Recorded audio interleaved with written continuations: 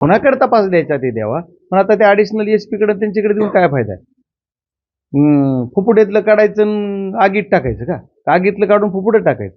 इथं बीड जिल्ह्यात त्यातल्या कुणाकडे तपासच नसला पाहिजे. मग दिलाय ते आहेत ना, मीना त्यांच्याकडे दिला ती करतायत ना, त्यांना काढून ह्यांच्याकडे दिले काय करायचं? ती चांगली त्यांच्याकडेच राहायला पाहिजे. म्हणजे अशी माझी मत आहे. पण आता शेवट त्यांचा अधिकार आहे ना, कुणाला द्यायचं काय करायचं.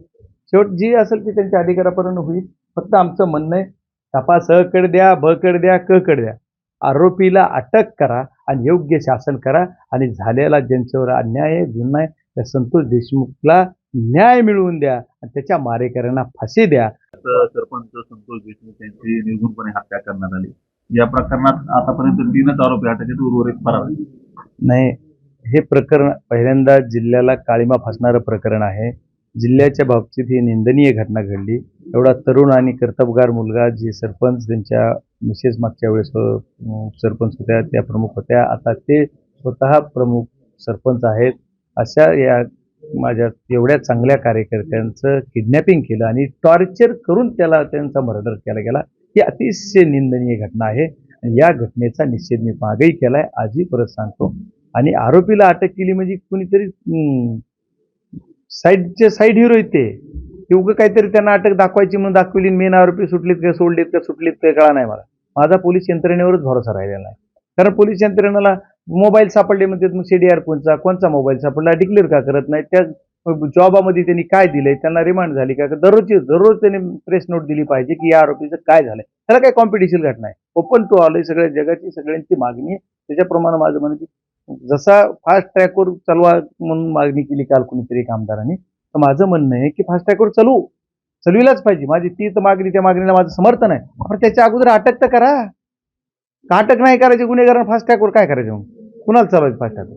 तर त्या फास्ट ट्रॅकवर गुन्हा चालविण्यासाठी अगोदर आरोपी अटक करायसाठीच लवकरात लवकर भूमिका सर्वांनी घेतली पाहिजे आणि आरोपी अटक करण्यासाठी पोलीस यंत्रणेनं काम केलं पाहिजे. ती पोलीस यंत्रणा तेवढे करत नाहीये असं मला वाटतं.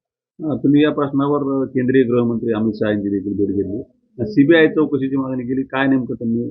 नाही, आदरणीय अमितभाई शहा यांना मी जाऊन भेटलो की माझ्या मतदारसंघातील असा असा प्रकार झालेला आहे आणि अशा बऱ्याच घटना घडत आहेत. बरेच खोटे गुन्हे दाखल होत आहेत. ज्या घटना घडलेल्या नाहीत त्या कुणाच्या तरी माती मारल्या जातात. ज्या घडत्यात त्याला कुणीही न्याय देत नाही. असा हा प्रकार खूप आमच्या जिल्ह्याच्या बाबतीत खूप चुकीचा घडलेला आहे आणि याची मला सीबीआय चौकशी पाहिजे. तर त्यांनी मला बरंच काही विचारलं, सीबीआय चौकशी कोण करणार आहे? तर त्यांना मी पार्श्वभूमी सगळी सांगितली. त्याच्यानंतर ठीक आहे, आप इस पे सोच लेंगे और कर लेंगे आपण, आप जो है तो उस पेपर. नक्कीच आपण जर बघितलं तर ही घटना तर दुर्दैवी आहेच आहे, परंतु यावरून आता राजकीय आरोप प्रत्यारोप देखील सुरू येतं. एक राजकारण या सगळ्या घटनेभोवती सुद्धा फिरते असं वाटतं. नाही, मला असं वाटतंय की ज्यांना कसे ती राजकारणच करायचंय त्यांना ते राजकारण दिसतंय. जसा चष्मा घालावं तसं जग दिसतंय. काय राजकारण कुणी केलं? बजरंग सोनवणेंनी गुन्हेगाराला अटक करा म्हणून आवाज उठवला. तो राईट नाहीये का लोकशाहीत? त्याला लोकशाहीत तो राईट आहे. सर्वसाधारण जनतेने आवाज उठवला. त्याच्यात काय राजकारण आहे? त्याच्यात असं नाही की कुठल्या ह्या पक्षाचा त्या पक्षाचा. तर ते सरपंच कोण्या पक्षाची जी माहिती घ्या. कुठल्या पक्षाचे काम करत होते, कुठल्या नेत्यांच्या बरोबर काम करतात तालुक्यात, ती माहिती घ्यायची. त्याच्यानंतर विचारा की बजरंग सोनवणे राजकारण करा. बाप्पा काल तर भाजपचे 2 आमदारांनी वेगवेगळे स्टेटमेंट दिलेले आहेत. एक आमदार म्हणजे बीडचे अफगाणिस्तान झालेला आणि एक आमदार म्हणतात बीडचे नाव बदल. भाजपचे आमदार बोलले का? हो. आता मी स्टेटमेंटने बघितलेलं नाही, त्याच्यामुळे स्टेटमेंट बघितल्यानंतर फिरलो. नक्कीच आज बीड जिल्हा बंदची देखील हाक देण्यात आली आहे. काय आव्हान कराल? नाही, माझ्या बीड जिल्ह्यातल्या जनतेला असं वाटतंय की चुकीच्या पद्धतीने बीड जिल्ह्यामध्ये घटना घडतायत आणि ह्याची कुठंतरी आपण एक दखल घेऊन बीड जिल्ह्यातल्या जनतेनं हा उत्स्फूर्त असा बंद ठेवायचा, एक निषेध या घटनेचा म्हणून बंद ठेवणे असं त्यांनी ते ठरवलेलं आहे. त्या पद्धतीने बीड जिल्ह्यातल्या जनतेनं रोडवर येऊन बंद ठेवतात. माझ्या जनतेला आपल्या माध्यमातून पूर्ण आव्हान आहे की शांततेत बंद पार पाडावा आणि बीड जिल्ह्यातली जनता शांततेतच बंद पार पाडणार याची शंका नाही. तपास जो आहे तो काही जण म्हणतात सीआयडीकडे द्यावा, काही जण म्हणतात बीडमध्येच अप्पर पोलीस अधीक्षकांकडे या प्रकरणाची चौकशी सोपवावी, तर तुम्ही मात्र सीबीआयची मागणी करताय. नेमकं नाही, मी सीबीआयची करण्यामागचा माझा उद्देश एक आहे की मी खासदार आहे, म्हणजे आमच्या लोकसभेच्या खासदार असल्यामुळं मला माझ्या अखत्यारीत देशाच्या जी गुप्तचर यंत्रणा आहे ती सीबीआय आहे, तर ते सीबीआयकडे द्यावा असं मी माझी मागणी माझ्या यंत्रणे आम्ही त्या ज्या सभागृहात आहे, ज्या देशाच्या सर्वोच्च सभागृहात आहे त्यांच्या अंडर येणारी कोणची संस्था आहे तर ती सीबीआय. म्हणून मी सीबीआय म्हणलं. मला जर कुठं एकदा कधी मागणी करायची असती तर मी महाराष्ट्र शासनाकडे केली असती आणि महाराष्ट्र शासनाला बोललो असतो तर महाराष्ट्र शासनाला यंत्रणा म्हणलं असतो. मी केंद्राकडे जर सीआयडी करा म्हणलं स्थापन तर जमणार का? नाही जमणार. कारण केंद्राकडे सीआयडीचं कंट्रोल राज्याकडे आहे. त्याच्यामुळे मी तसं बोललो नाही, मी सीबीआय बोलतो. आता ज्याच्या त्याच्या पद्धतीनं जे कुणाला वाटतंय ज्याच्या त्याच्या पद्धतीने मागणी करतात, तर प्रशासनाचा भाग आहे. प्रशासनाने योग्य निर्णय घ्यावा, कुणाकडे तपास द्यायचा ते द्यावा. पण आता ते ॲडिशनल एसपीकडे त्यांच्याकडे देऊन काय फायदा आहे? फुफुट्यातलं काढायचं आणि आगीत टाकायचं का? आगीतलं काढून फुफुट्यात टाकायचं? इथं बीड जिल्ह्यात इथल्या कुणाकडे तपासच नसला पाहिजे. मग दिलाय ते आहेत ना, मीना त्यांच्याकडे दिला ती करतायत ना, त्यांना काढून ह्यांच्याकडे देण्यात काय करायचं? ती चांगली त्यांच्याकडे करायला पाहिजे, म्हणजे अशी माझी मत आहे. पण आता शेवट त्यांचा अधिकार आहे ना, कुणाला द्यायचं काय करायचं. शेवट जी असेल ती त्यांच्या अधिकारापर्यंत होईल. फक्त आमचं म्हणणं आहे, तपास अ कड द्या, ब कड द्या, क कड द्या.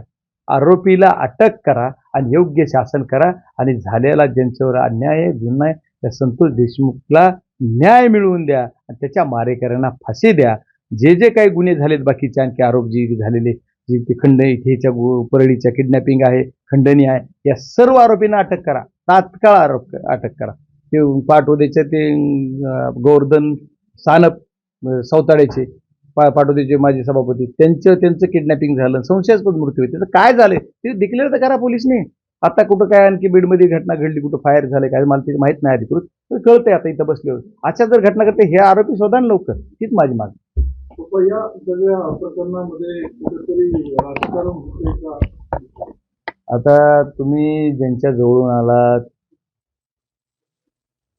त्यांच्या म्हणण्यानुसार होत असं, तर मला असं वाटत नाही की याच्यात राजकारण होतं. का राजकारण दिसतंय तुम्हाला? काय राजकारण आहे? आम्ही राजकीय बोललोत का?